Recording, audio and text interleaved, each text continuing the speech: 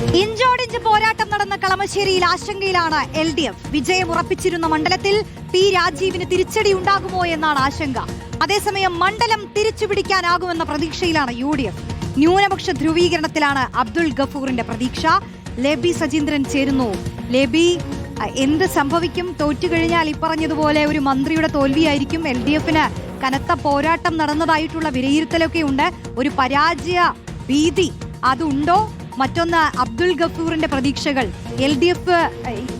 UDF എന്താണ് മുന്നോട്ട് കാണുന്നത്? റോഷ്നി, കളമശ്ശേരി മണ്ഡലത്തെ സംബന്ധിച്ചിടത്തോളം കഴിഞ്ഞ തവണ മത്സരിച്ച അതേ സ്ഥാനാർത്ഥികൾ തന്നെയാണ് ഇക്കുറിയും അംഗത്തിനിറങ്ങിയിരിക്കുന്നത്. മന്ത്രി പി രാജീവും VK ഇബ്രാഹിം കുഞ്ഞിന്റെ മകൻ കൂടിയായ VE അബ്ദുൾ ഗഫൂറും. ഇത്തവണ മത്സരത്തിനിറങ്ങുമ്പോൾ കഴിഞ്ഞ തവണത്തെ മത്സരം പരിശോധിക്കുകയാണെങ്കിൽ വലിയ മാർജിനിലാണ് അന്ന് പി രാജീവ് വിജയിച്ചു കയറിയത്. 15,000-ലധികം ഭൂരിപക്ഷം ഉണ്ടായിരുന്നു. എന്നാൽ ആ രാഷ്ട്രീയ സാഹചര്യമല്ല ഇക്കുറിയുള്ളത്. കഴിഞ്ഞ തവണ പി രാജീവിന് കിട്ടിയ ആനുകൂല്യം എന്ന് പറയുന്നത് അന്ന് പാലാരിവട്ടം പാലവുമായി ബന്ധപ്പെട്ട അഴിമതിയാണ് ആരോപണം ഉയർന്നു നിൽക്കുന്നു.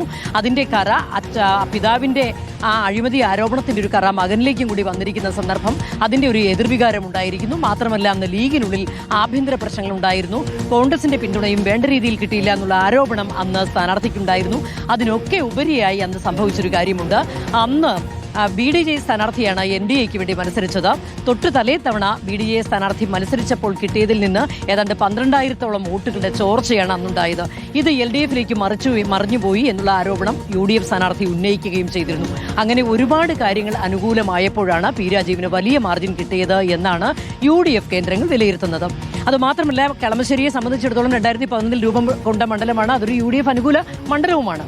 അതേസമയം ഇത്തവണത്തെ തെരഞ്ഞെടുപ്പിലേക്ക് വരുമ്പോൾ ഇതിൽ രാഷ്ട്രീയ സാഹചര്യങ്ങളിൽ വ്യത്യാസം ഉണ്ടായിട്ടുണ്ട്. അതായത് ഈ പറയുന്നത് പോലുള്ള ആഭ്യന്തര പ്രശ്നങ്ങളൊന്നും ലീഗിലോ കോൺഗ്രസിലോ ഇല്ല. കോൺഗ്രസ് ആത്മാർത്ഥമായിട്ടാണ് ഇവിടെ പ്രവർത്തിച്ചിട്ടുള്ളത്. അതുമാത്രമല്ല, ഈ പറയുന്നത് പോലെ കഴിഞ്ഞ തവണത്തെ ഇതിന് സമാനമായ രീതിയിൽ NDAയിൽ നിന്ന് BDJ സ്ഥാനാർത്ഥിയാണ് നിൽക്കുന്നത്.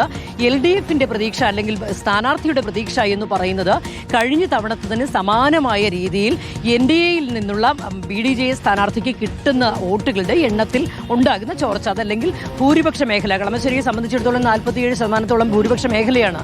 ഇവിടെ നിന്നുള്ള ഒരു വലിയ വിഭാഗം വോട്ടുകൾ LDFിലേക്ക് മറിഞ്ഞു വരും എന്നുള്ളൊരു പ്രതീക്ഷയാണ് മത്സരിക്കുന്ന LDF സ്ഥാനാർത്ഥിക്കുള്ളത്.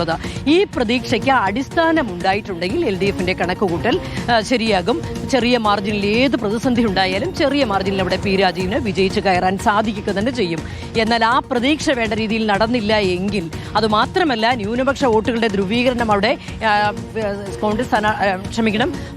ലീഗിന്റെ സ്ഥാനാർത്ഥിയായ UDF സ്ഥാനാർത്ഥിയായ VE അബ്ദുൾ ഗഫൂർ പ്രതീക്ഷിക്കുന്നുണ്ട്. ആ രീതിയിൽ ഒരു ന്യൂനപക്ഷ വോട്ടുകളുടെ ധ്രുവീകരണം UDFന് അനുകൂലമായി പൂർണ്ണമായി വന്നിട്ടുണ്ടെങ്കിൽ ഇപ്പുറത്ത് വോട്ട് ചോർച്ച വന്നാൽ പോലും അതിനെ മറികടക്കാൻ സാധിക്കുമെന്നും UDF കരുതുന്നുണ്ട്. അങ്ങനെയെങ്കിൽ ആദ്യഘട്ടത്തിൽ വലിയ പ്രതീക്ഷയോടുകൂടിയാണ് LDF ആ മണ്ഡലത്തിലേക്ക് വന്നത്. എന്നാൽ 2ഉം 3ഉം ഘട്ടമായപ്പോൾ UDF ആത്മവിശ്വാസം തിരിച്ചുപിടിക്കുന്ന കാഴ്ചയാണ് കണ്ടത്. അങ്ങനെ പൂർണ്ണമായും ആത്മവിശ്വാസത്തിലായിരുന്ന LDFിന്റെ പ്രതീക്ഷ മങ്ങുന്നതും പൂർണ്ണമായി ആത്മവിശ്വാസം ഇല്ലാതിരുന്ന UDFിന്റെ പ്രതീക്ഷകൾ ഉയരുന്നതുമാണ് നമ്മൾ ഏറ്റവും ഒടുവിൽ കണ്ടത്. അതുകൊണ്ട് തന്നെ എന്തും സംഭവിക്കാം, കളമശ്ശേരിയിൽ എന്തും സംഭവിക്കാം എന്ന് തന്നെയാണ് ഈ ഘട്ടത്തിൽ പറയാൻ സാധിക്കുന്നത്. ലേബി സജീന്ദ്രനാണ് കളമശ്ശേരിയിൽ എന്ത് സംഭവിക്കുമെന്നുള്ള നിലവിലെ വിലയിരുത്തലുകൾ പങ്കുവച്ചത്.